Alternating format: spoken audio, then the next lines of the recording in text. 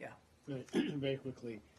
Now, in the past, you've called on the Syrian government not to attack, or the Russians not to attack groups like Ahrar, al-Sham, and Jaysh al-Islam. Well, today, a Syrian jet was downed, apparently, or crashed as a result of technical things. And Jaysh al-Islam captured the pilot. Now, in this event, and you called on the Syrians not to attack them, in this event, would Syria be right to, let's say, attack or try to retrieve its pilot, the government forces?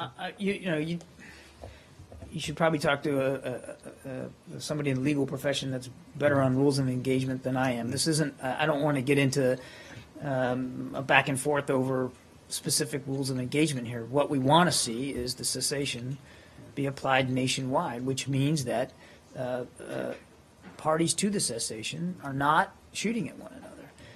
And I'm not going to debate the merits of this incident. I'm aware of the press reports about it. I don't have any specific information about the veracity of it. But the idea here, what the Secretary's focused on, is getting the violence to end and getting a cessation that can be applied nationwide and duly enforced by everybody.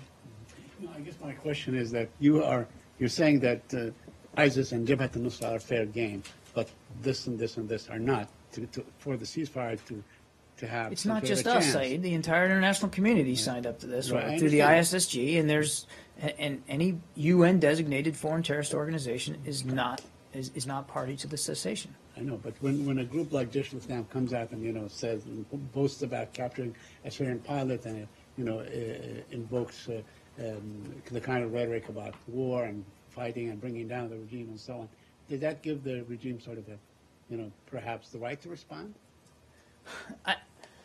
Again, I'm not going to debate what the regime might do or might not do. I think just based on past experience, I don't see any proclivity by the regime to need excuses.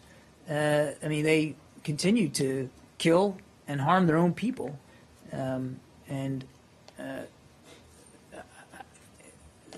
that itself is unconscionable. And I mean, it's not about whether they have a free pass or not. They have been liberally taking the lives of their own citizens now for 5 years.